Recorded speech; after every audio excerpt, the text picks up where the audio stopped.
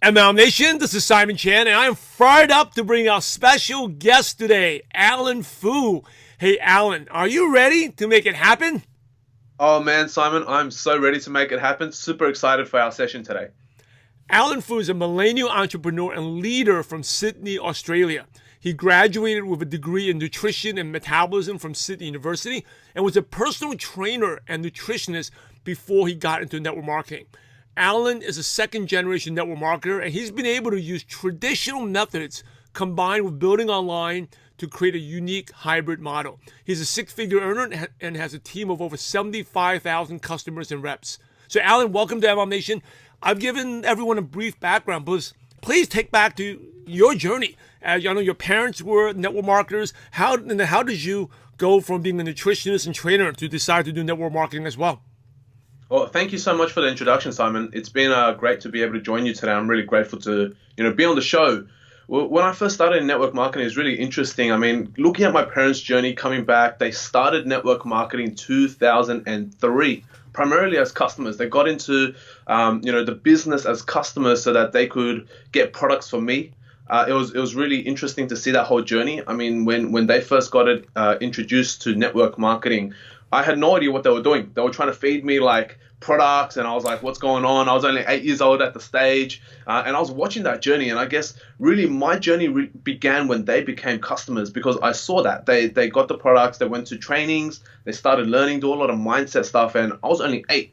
So we had traditional businesses during that stage. My parents had shoe shops, and growing up, I was watching my parents struggle in traditional business. And not just that, they were trying to teach me principles about money and business, which I didn't listen to. And so I was watching my parents go through not just the struggles of traditional business, but now building a network marketing business for themselves. And so it's really, really exciting watching that journey. So I grew up.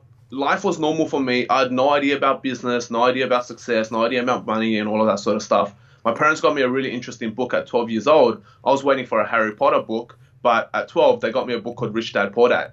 And so that was a really, really interesting experience to read that book. And I remember after reading that book, I told myself, I was like, I have to start a business. And I didn't know what business to start.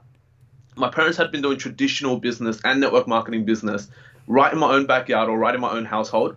And then growing up, going through the whole entire high school journey and then going through university, I did what every Asian parents wants their Asian kids to do, right? Go to school, get good grades, study, do the whole shebang, right? I'm sure we've gone through that pathway before. And I did that. So I went to university, and during university, I felt really unfulfilled studying. I was like, why am I here studying my degree? What's going on? Like, is this really how I'm going to impact and help people around the world? And I was like, it really wasn't going to give me what I wanted in life. I wanted freedom. I wanted the ability to impact many. I wanted the ability to, be able to provide a lot of value back into the marketplace. But I was looking at my degree and I was looking at what I was studying, and I was like, hold on, this isn't going to work out. And so at that stage, I realized that I had to go do something bigger and better. And I was looking for different businesses. I really wanted to start up a gym, and because I was a trainer, right? I wanted to start up a gym, but I was like looking at how much a gym costs to start up, and it was like $600,000, including equipment and rent and lease and all of that. And I was like, okay, probably not. I'm 19. I don't have 600K. I can't start this gym. So what else can I do? And I was like, I have less than $5,000 in my bank account. And my parents at that stage had seen some success in network marketing. And I was like, hold on a minute. You guys are doing this network marketing thing. You guys are traveling around the world all the time now. You guys are doing all of this cool stuff. You're visiting grandparents in China whenever you want to. What are you doing? Like, what is this network marketing thing? Like, do you want to give me a better look? And so I decided to take another look at network marketing. And that's kind of where my journey really began. And I thought that was really interesting, that I was searching everywhere for the best business for myself to do, but it was just in my own backyard, or really in my own household. And so that's when I took a second look, or a serious look at the business, and decided to give it a crack. Hey, so I have a couple questions. You're born in Australia? Born and raised here in Born in Sydney. Australia. So, but where your parents are from China? My parents are from China, so they came to Sydney in the late 80s / early 90s. Origin from where? What part of China? So my mom's from Changsha in Hunan, China, and my dad's from Shanghai. Got it. But you speak fluent Chinese. So I speak fluent Chinese, Right. yeah. So what type of, you say your parents had shops, what type of businesses did they have before network marketing? So they had traditional brick and mortar businesses. So that's what they had before network marketing, and they had three of them all across Sydney. And then so they were selling things from mainly predominantly shoes. They had like shirts as well and some toys. But they started off selling on the side of a road. My Huh. parents saved up enough money. When they came to Australia, no English, nothing. They were working like small jobs, odd jobs, sometimes making less than $1 an hour. My mum was working in sweatshops. My dad was working in bakeries in the morning, and then at night he'd go and clean floors.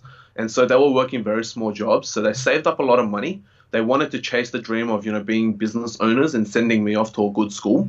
And so they started their own business. And their first business here in Australia was they bought a third hand, not even a second hand, but a third hand van, which was pretty much beat up. And they bought like their first batch of inventory. They bought like shirts, toys, shoes, and all little accessories. And so what they did was every weekend they'll drive. There's this marketplace on the side of a road, and then they would bring out not even a table, two planks of wood, and like some A stands, and they stack the wood on top of the A stands. And then what they would do is they'll just pile all this stuff on the table and try to sell products with limited English. And so that was kind of like I remember I have a photo that I share in a lot of my sort of talks. It's a photo of me. I was 2 months old, literally 2 months old, and I'm sitting on top of a pile of shoes on this roadside store with them. And so that's the sort of businesses that they got started up in, was traditional retail business. Wow. So you said they bought a third hand, what, band? A car? What's a band?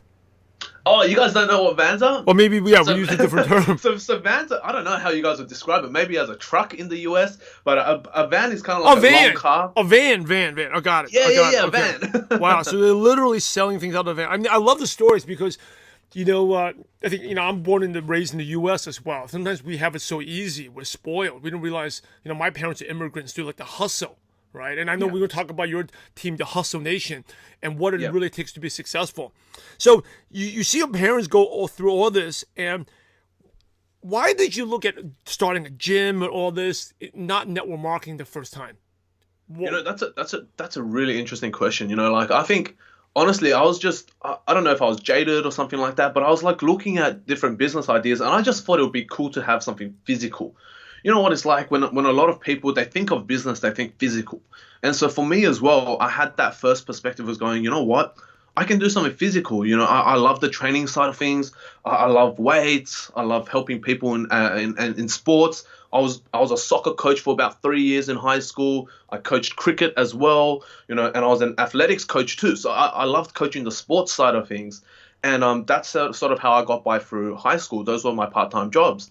And so I was like, it would be so cool to own a gym. And then it was kind of like this fantasy of if I could open up a gym, I'd be this really young 19-year-old gym owner. I'd be able to train in my own gym. And so I just kind of had that fantasy of being able to have a physical business. But I didn't realize what the costs behind a traditional business were until I started actually going on Google and going, how much does it cost to start up a gym? How much is gym equipment? How much is, wages, average salaries I have to pay to personal trainers? How much is admin stuff? I started to Google all of that sort of stuff, and I was like, okay, probably not then with the sort of savings that I have. And so that was kind of where I started. I just thought it would be really cool. That's why.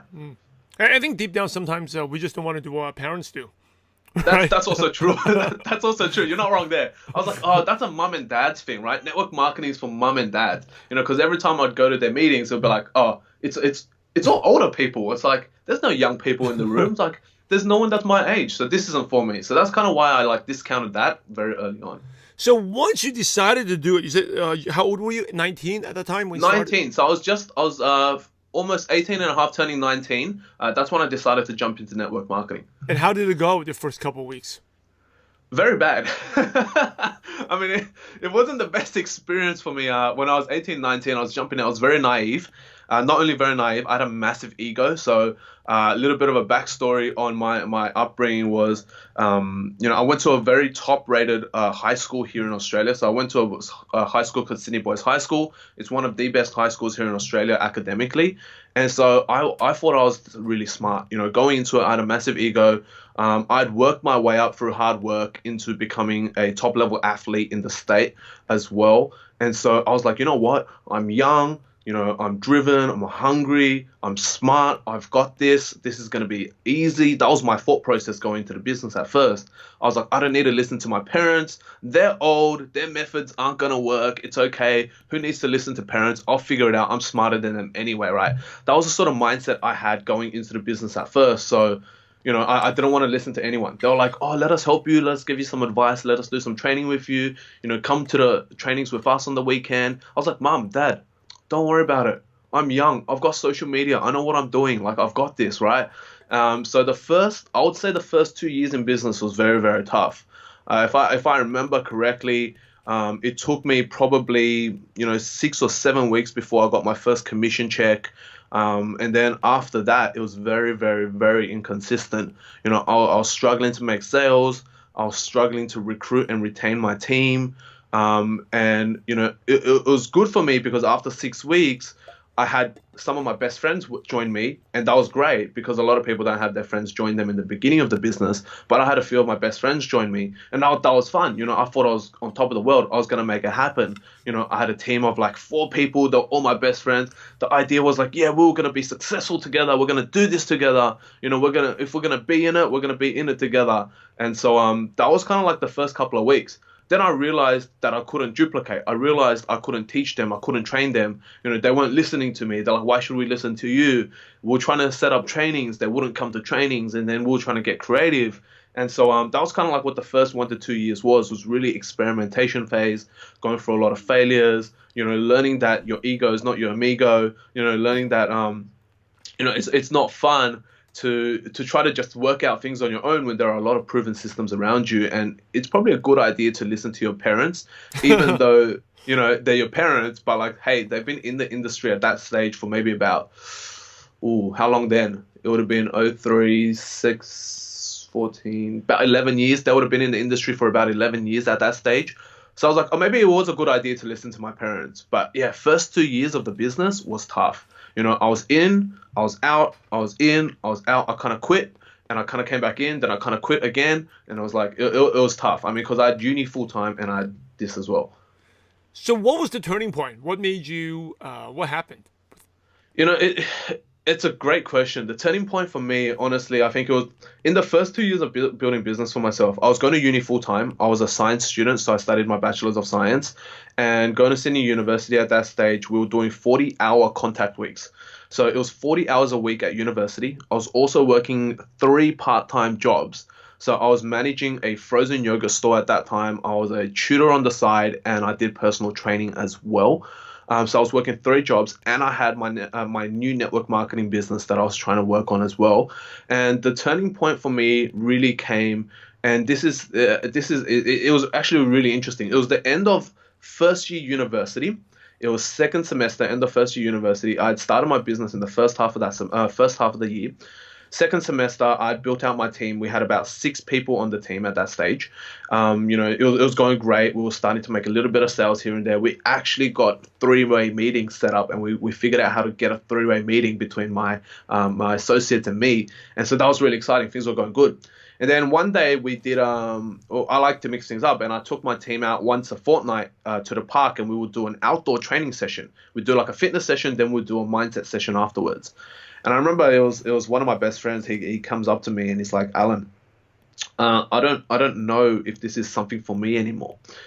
And that moment really shook me. I'm like, what do you mean? You're my best friend. Like we're gonna do this together. We're gonna be successful together, right? And he's like, Alan, I just don't know, man. I'm gonna change my uni degrees. I don't like my uni degree. I'm not sure if I can commit to training anymore. I just want to kind of live in the moment. I just want to enjoy my life right now. I don't know if I really want to focus on business or anything like that. And so he came to me and he said that he's like, I'm dropping out. And as soon as he dropped out, well, the Jones effect happened and everyone else dropped out. And so essentially in that week, I lost my entire team. They all dropped out. And I know it wasn't a big team, but I lost my entire team. That was my first time going through that experience. And guess what? At the end of that week, we got our university results back as well. And for the whole entire year, I was studying 10 units at university. And on my transcript, I'd failed 7 of them. And my average WAM for that year of university was in the 30s. So, it wasn't really the best. And it was something that I was quite embarrassed about. Even to now, my parents don't know. And I hopefully until they now, don't listen to the podcast. until you listen to this. Even till now, they don't know that I failed 7 out of 10 units in my first year of uni. And that same week, I got a letter from the Chancellor of Sydney University. And that letter, I was like, you know what? And still, my ego was playing on me. I was like, you know what? This could be cool. I came from a good high school. Maybe they just delayed it. This could be a scholarship letter or something like that. I opened up the letter. To my surprise, it was at the opposite of a scholarship letter. and it says, Alan, if you fail one more unit, we're kicking you out of university. We're kicking you out of your degree. So that was my biggest turning point in my life to go, okay, if I'm going to do something, I've got to do it seriously, one. And two, it's like, I've got to do it properly. And so from that moment, I kind of like sat on the back burners a bit. I was like, do I want to pursue my network marketing business, or do I want to go back and finish university, do what it takes to make my parents proud in that sense, to show them that I can finish my degree. And that's when it really reminded me, when my parents told me, if you're going to do something, do it right and finish it.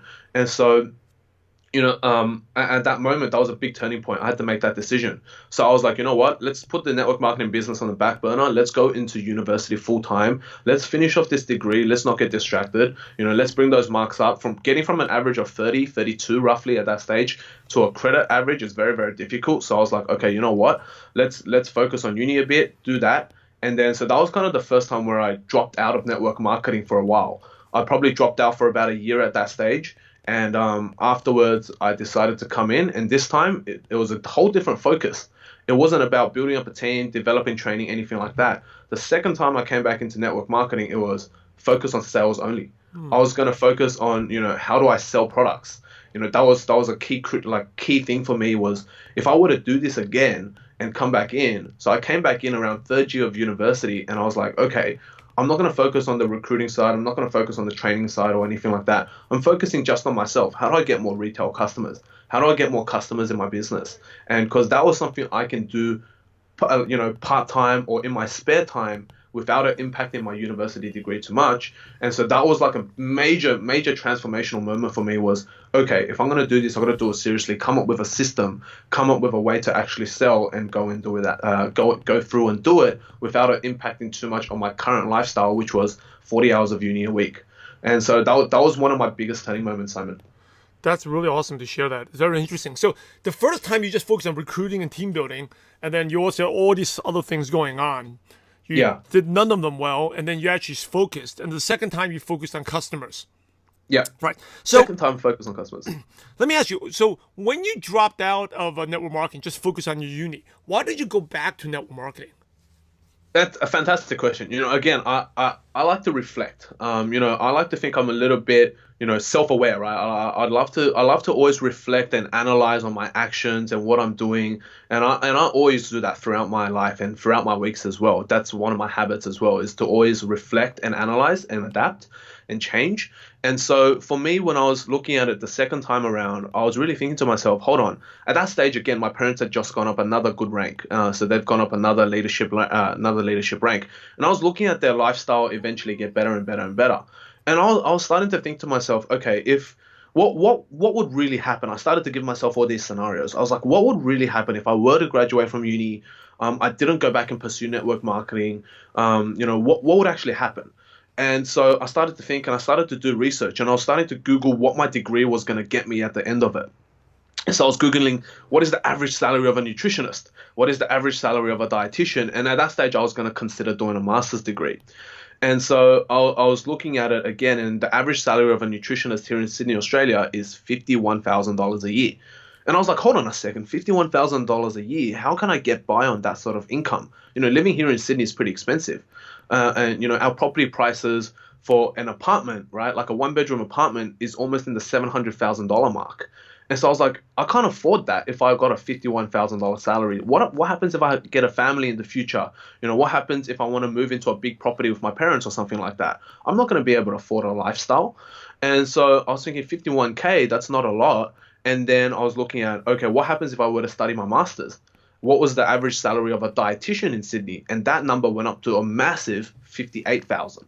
And I was like, hold on a second. If I'd studied a master's, spent another $80,000 here at university, on top of the 40 I already have in debt, then my student loan debt would be $120,000, and I'd come out with a $58,000 a year salary.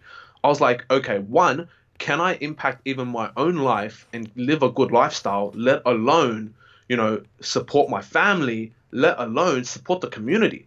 I was like, hold on a second. If I was a nutritionist or a dietitian, I can maybe serve at max 8 to 12 clients a day based on my time.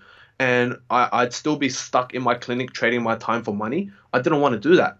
And I was starting to see like all of these kids on Instagram living the laptop lifestyle now. They had all been building money off their laptops and their mobiles and all that sort of stuff. And I was saying, hold on, how can I get that lifestyle? And the only way I knew was network marketing. Because at that stage, my parents had gotten rid of all of their shops. They cleaned up most of the debt that they were in since the 2008 GFC. We lost a lot of money during the GFC because of we're retail businesses, so we shut down all of them. We didn't end up selling them because no one wants to buy a down business in a down economy. And so what ended up happening was during 08, 09, we shut down most of our shops. So we shut down at least 2 of the shops straight away. And that left our house. We had a brand new house at that stage, all filled up to the brim with stock. And we spent a few years going to markets, just trying to flog the stock off for cheap. And ultimately, I remember my parents found someone to take on the extra stock for 10 cents on the dollar. So we lost a lot of money during that time for traditional retail.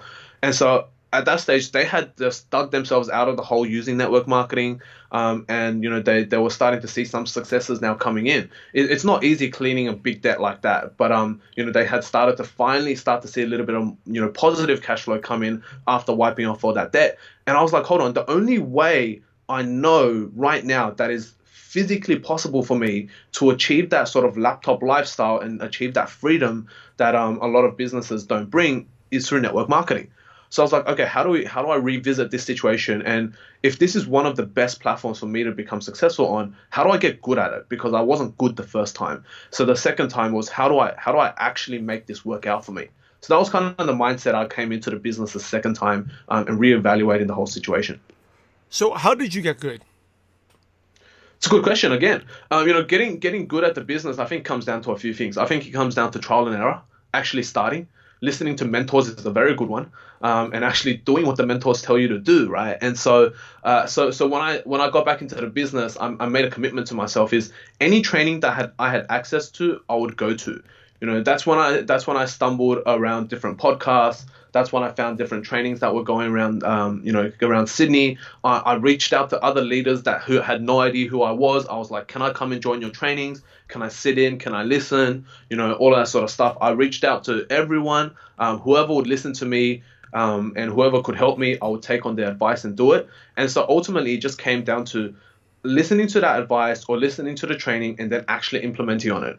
I think that's where we get stuck a lot of the times as new reps, is we're overwhelmed with all this training. It's great, but then we don't take the action. So I was like, you know what, stuff it. Let's go take action. Let's do it whenever. At that stage, I was working part-time in a gym.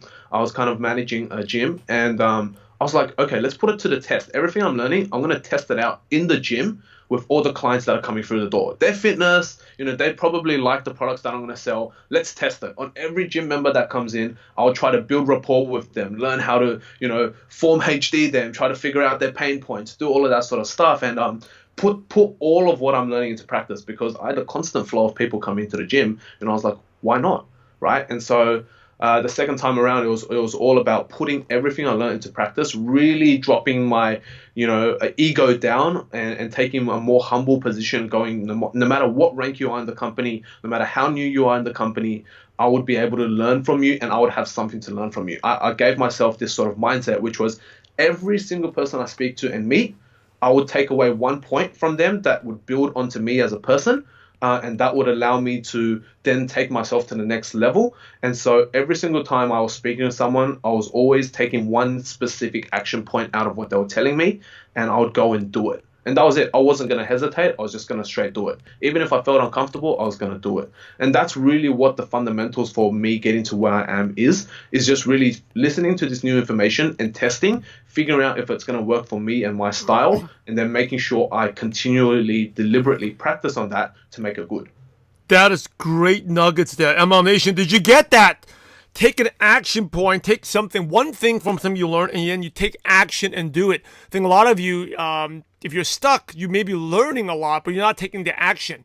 And the real knowledge is when what Alan's talking about, taking action and implementing it. So I remember, we did an MLM Nation event a couple years ago, and you were like out late working with your team members, but you still showed up bright and early for that event.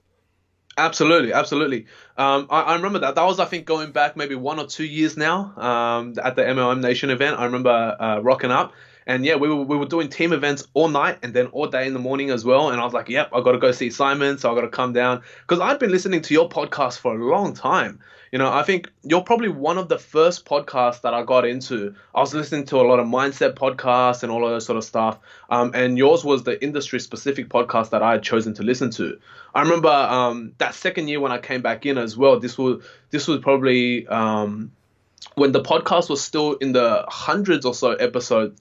And then I got in. I was just listening to podcasts every day. I'm like, I need this. This is great. Every single day I would listen to at least 3 or 4 podcasts from you. And I was like, I'll put them on repeat in the car everywhere I was driving. I'll take notes on my phone. And even today, I still have some of the notes on my phone from like some of the episodes that I've listened to. So it was really good. And so I was like, you know what? Simon's here in Sydney. I've got to go visit him. So I did whatever it took and I had to come and see you. And that was cool. Now you're on the show impacting others. Oh, I know. It's amazing, right? I love that. And I always like to talk about this to all the people that I get to speak with. I remember that first year I got into network marketing, there was a keynote speaker from the company that I'm with. He was on stage. He was young. He was like 25. He studied a similar sort of degree as me, a nutrition degree. He was from Melbourne, Australia. And he's been on your show as well. And when I saw him, that was the first time I was like to my eyes. I told myself, this guy's young, he's Aussie, he's a nutritionist, he's done it, I can do it too. And that was the day I had belief in myself that this was possible. And I told myself, one day I'm going to speak on stage with him. So I went and took a photo with him and backstage. I worked my way into backstage, took a photo with him, and I told him, one day I'm going to speak on stage with you. And I remember coming back into network marketing and working up a few years. And then we had the opportunity to run an event together. And now we're good friends. And so I always tell people, if you can envision it, if you can see it, and you have absolute belief in yourself, you're going to get it. Like, I don't know what else to say. It took me 4 or 5 years to get myself to be able to stand on the same stage as that guy that was on the stage that inspired me the first time I ever went to an international event. So I was like, you know what? If he can do it, I can do it. If he can do it, I want to do an event with him. Not just that, but I want to speak on the same stages as him. I want to speak at an international event just like he did. I want to do what he did at 25. And so I think a lot of what it comes down to is being able to believe that what you want is possible and actually going out and doing that. So I think it's really cool to have that. Yeah. Wait, I have to ask you two questions. Who is that guy? You say I have Louis Q. Oh yeah, very cool. Yeah, Louis Q. That was an awesome episode. He was on one of your earlier episodes, I believe, back going back maybe 200-300 episodes. Yeah, you know what? I remember that episode. That was in my old house 2 houses ago. I still remember he talked about the rejection he faced at that time, this show. Yeah, so big shout out to Louis Q.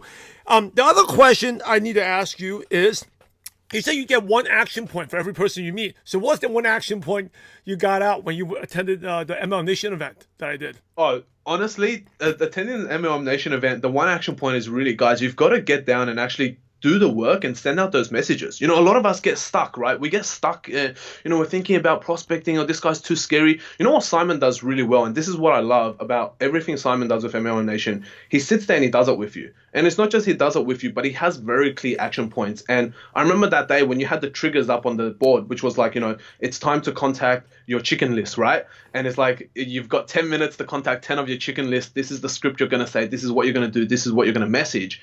And so a lot of the times I'm sitting there and I'm going, oh, it's actually been a while since I've reached out to my chicken list. That's a good reminder, right? And I was sitting there and everyone else is doing it. I'm like, I can't not do it. And so it's sitting there and actually going through that list. And I remember that day, same thing as well. Doesn't matter if you're a leader, doesn't matter if you're new in the business. There's always times where you're going to be overwhelmed, or there's always times where you're going to be deep in the trenches, doing a lot of the development stuff, or not just the development stuff, but all the small stuff that's not actually income generating. And so a lot of times we get, as leaders as well, we have a lot of on our plates. We have a lot of teams to look after. We have a lot of systems to develop, all of that. And sometimes we don't focus on our own IPAs as much, right? And so being able to go to your event, Simon, I remember just sitting there and going, hey, this is a big refreshment for me. Like, it's really cool to be able to have someone that's that's mentoring you, and not just that, but holding you accountable. And it doesn't matter if you're a leader or a beginner in this business. It's just really good to have someone there to give you a specific action task that you can just follow, and it's so simple to follow. And I thought that was brilliant, and there was a lot of leaders there too, and it's just a really good reminder that your income comes through action, not just through the training, not just through the development. It actually comes through the IPAs that you put out. It actually comes through messaging people. It actually comes through reaching out to people. And I thought that was really fun. And so that was the action point that I took from you from that day. It was really have these set sort of sessions where you can maybe prospect together or maybe do reach outs together. And so we've been implementing that. And I've actually been implementing that since I went to that with my team. And so at the beginning of all of our training sessions, we do a 15-minute session together where we go through prospect lists together and support the team in terms of reaching out. So that's one thing I took away, and I've actually implemented and we've retained in the team sort of structure. Cool. That's very cool. It's great. I still remember where you sat on the left side, towards the back, because you came in late. On the left side. I remember that. That's cool. Hey, let's shift gears a little bit. Talk about Hustle Nation. You took like the traditional methods which your parents used, and then you added in your social media because most of your team is very young. So talk about this hybrid marketing.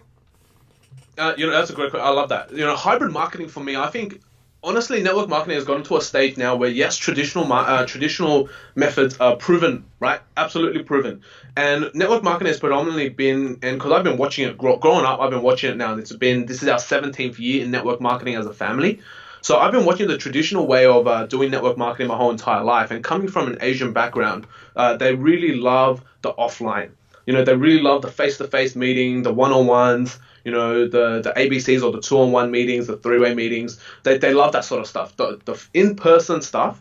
And that's where I learned a lot of my fundamentals. A lot of my foundation was in the traditional, which was kind of learning how to speak face-to-face, learning how to build the rapport. But what I realized from a lot of these face-to-face meetings was these meetings lasted an hour. These meetings lasted 2 hours. You turn up at cafes, people didn't turn up, stuff like that. And I started to realize that.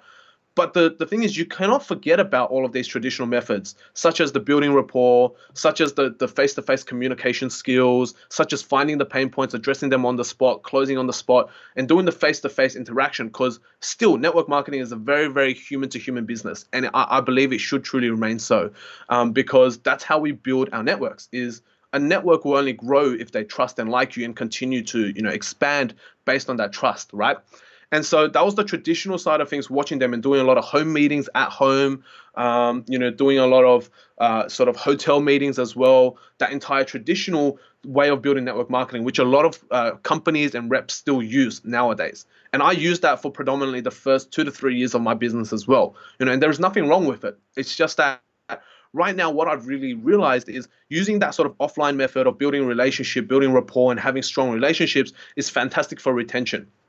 It's absolutely phenomenal for retention. It's absolutely phenomenal for culture, team building. It's phenomenal for getting referrals as well.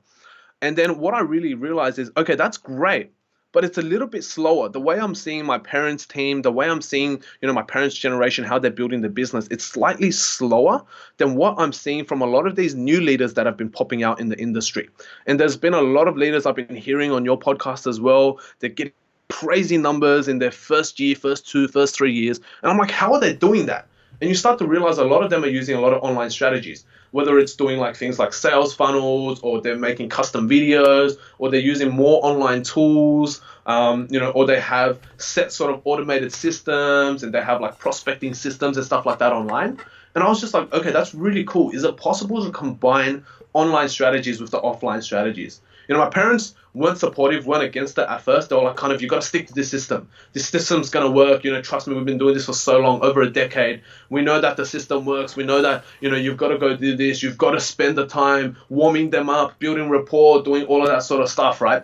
And I was like, okay, cool. That might work for you, but right now it might not work for me and sort of my generation and the way our brains are wired. Because I'm technically a millennial, right? I'm 24 years old. So for me, it's like most of my friends, most of my prospects are going to be from my age category, right? So around 18 to 35 is my sort of target market. And so looking at that, how do their brains work? How do they think? What's the psychology behind their buying decisions? All of that sort of stuff. And so that's when I started to really investigate different social media strategies, different online strategies. And listening to your podcast has really inspired me. Not just that, but seeing a lot of different coaches out there teach different methods.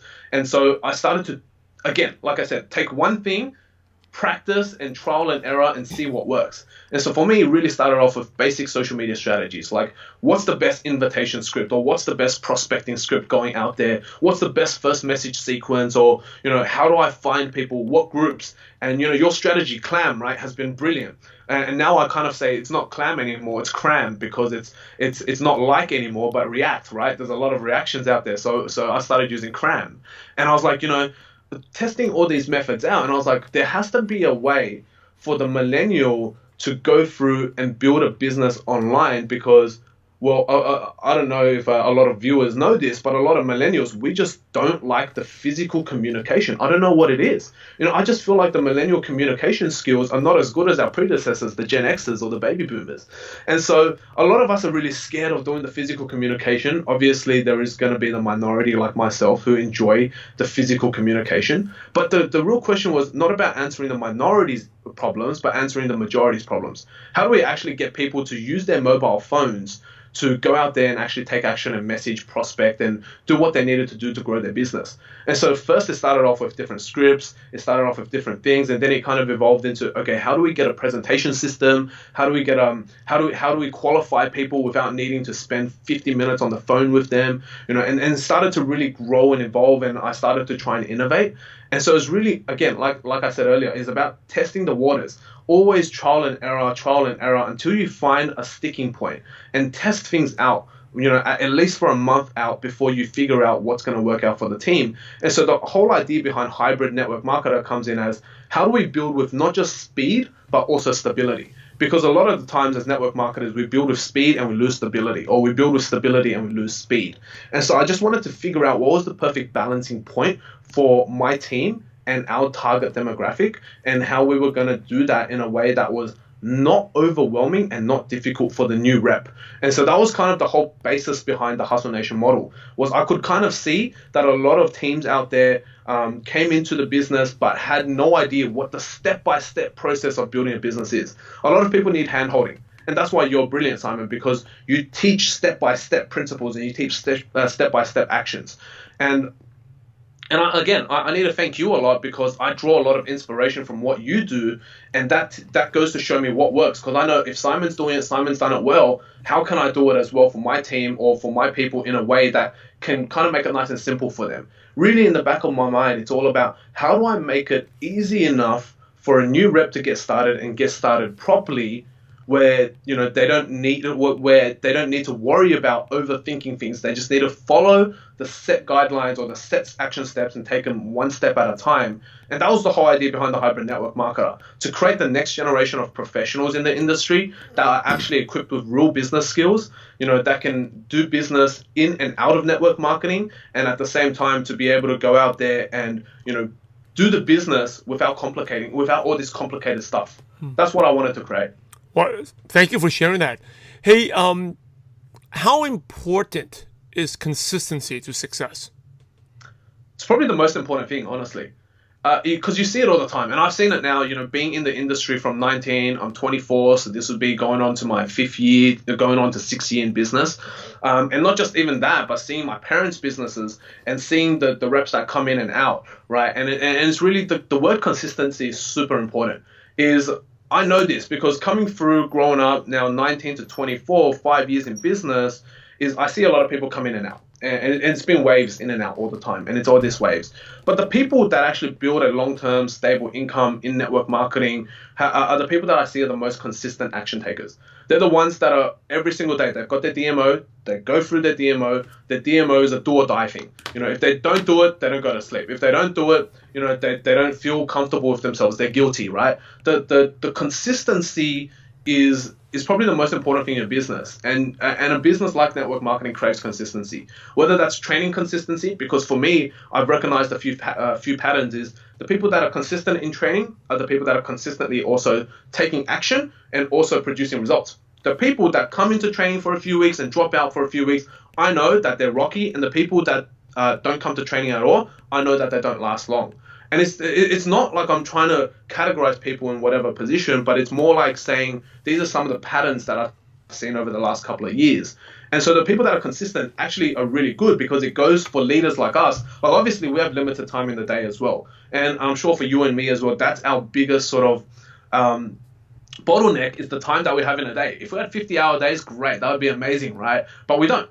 And so how do we choose the right leaders and the potential leaders to work with, is seeing how consistent they put into action. So not only is it good for a new rep or a leader, but for a new rep, if you take consistent action, it shows your leader that you're serious. For a leader to take consistent action, it shows that you're leading from the front and you're leading by example. And so for both sides of things, consistency is key. You have to be consistent in your business. I love that. Hey, thank you so much for your time, Alan. You've been amazing. As we go towards the end of the show, just want a couple quick questions to prick your brain, and these can be quick one-liners. Yep. First one is, what is one of your favorite success quotes that motivates you? I love that. So I have one that's been on my computer monitor for the last decade, and it goes, your future is created by what you do today, not tomorrow. And I think that's a quote from Robert Kiyosaki. I'm not too sure. But your future is created by what you do today, not tomorrow. And it's a constant reminder for me that I shouldn't wait to take action. If I have an opportunity, if I have some sort of inspired moment, I don't want to be able to write it down and take action on it later. I want to be able to do it now. It's a constant reminder for me to take action right now. And so, yeah, your future is created by what you do today, not tomorrow. What is one habit that's helped you become successful? One habit that's helped me really become successful is that self-reflection. And I think that's really important, is a lot of people were going full speed, 100% ahead all the time, that we forget to stop and reflect and see what's going well and what's not going well. Is having the ability to be self-aware about your situation, your actions, your sort of results, and being able to reflect on that and being able to adapt and change directions where needed. That has been my key to success. What's the best piece of advice you ever received? Ooh, that's a good one. Best piece of advice I've ever received is from my mum. She told me, this was probably when I was 14, 15 years old. She told me every single investment, she's like, Alan, every investment you make into anything above your neck will be guaranteed to pay off. And so from that day, I knew how important personal development was, and investing into my knowledge and investing into, different skill sets. So anything above your neck, that's an investment into anything above your neck, will always pay off. Oh, that's good. I've never heard the way explained it before. Cool. What's your favorite prospecting tool? So say you have a qualified prospect. What do you do? Do you send them like a video? Do you do Zoom? Do you talk to them on the phone? What do you like to use? So we like to use two major tools. Zoom is obviously one of the most important tools we have right now. There is no doubt about it. Zoom is so important for talking to a prospect, especially in a time where we can't meet face-to-face. Talking to a prospect through Zoom is very, very powerful, because it still gives us a chance, like me and you, to connect from anywhere around the world. Zoom is one tool. The second tool I have is I've actually created for my own team a kind of like an information package page. So all they need to do is, if you have an interested prospect or a qualified prospect, you send them this package, and that's their first piece of homework, to see if this prospect is not only serious, but they can actually listen to advice or direction. And so we send them that package, and that package is tracked. So we on the back end get to see if they've actually opened it and seen what's inside of it. Do you have a favorite online resource, like a Dropbox, Evernote, or favorite app on your phone that you could recommend? Absolutely. So I always use the Facebook suite. And that for me is my number one tool, is whether it's Facebook groups, Messenger groups. That's the most important thing. And sharing documents through Google Drive, that's probably been a key player in terms of my whole entire strategy. What's 2 or 3 books you could recommend to ML Nation? So I've been reading a lot of books since going to personal development and learning a lot. My 2 favorite books in the last year or so that I've read has been Jocko Willink's Extreme Ownership and his leadership books. And so he's got quite a few there, and Jocko Willink's books, any of them that I've read so far has been phenomenal. So yeah, leadership strategies and his Extreme Ownership book. Yeah, I love the Extreme Ownership book, especially about the stories when the soldiers are fighting. It's phenomenal. It's really good. Here's the last question, the $1 million question. You ready? I'm ready. I know you know. I know you know it since you listened to the show. So imagine you had to start all over again, and you knew no one. You didn't know your parents. You didn't know a single person. But you had all your current knowledge, skills, and wisdom. What's the first thing you do, or the first place you go to build a network marketing business from scratch? Honestly, I think that answer is so simple right now for me. Like the first thing I'll do is create a social media account on one of the social media platforms. It's like we have so many resources available to us, right? There's 2.5 billion people using Facebook every month. That's a lot of people. You know, if there was one platform I'd jump on and I'd jump onto Facebook, I'd create an account and I'd start to add value with whichever I can into the marketplace. And from there, I start to build a lot of my relationship and network online. Taking that online relationship into a Zoom call, then taking it offline if possible. That would be the exact strategy that I would be using to rebuild my network marketing business if I had to start all over again. Using and leveraging social media to its advantage. You say you would add value. In what ways would you add value?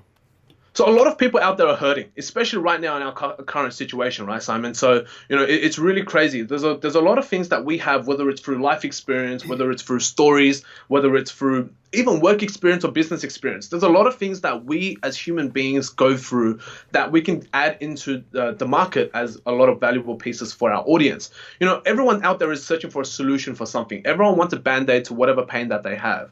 And if you can be a person that's able to deliver any sort of solution, whether it's just a simple solution as, you know, even drink more water a day and why you need to drink more water a day. I'm just giving a really basic one. But like giving some sort of value to your audience allows them to see you as a person that kind of knows what they're talking about. And people like to follow people that know what they're doing and talking about, right? And so it's really good to be able to go out there and just give and continuously give as much as possible whilst reaching out to people to share what you have. Because honestly, to build up any business, right, it's all about getting people to see and understand what you have to sell. And so I think that's the most important thing for me, is being able to use the social media platform to connect with the billions of people around the world and just to be able to deliver what I have on offer to those people. Thank you so much. As we wrap up, Alan, any last words or advice? And then what's the best way our listeners can connect with you? Amazing. So I think, guys, the most important advice that I would like to give to anyone out there is, if you've been hesitant about anything in life, really just start, right? Like, it's always better to figure it out quickly than to wait and then for things to pass you.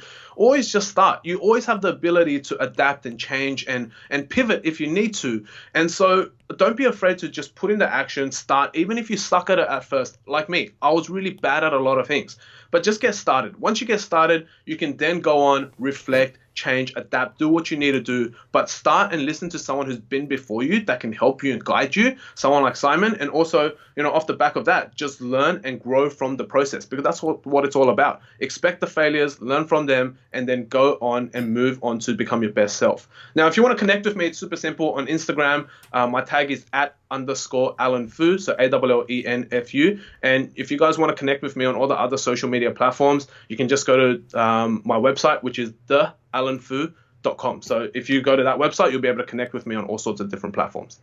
Hey, MLM Nation, you're the average of the 5 people you spend the most time with. And today you've been hanging out with Alan Fu. So keep up the momentum and go to MLMNation.com and go to the podcast tab and click on the show notes, and all the nuggets of wisdom that Alan shared will be right there.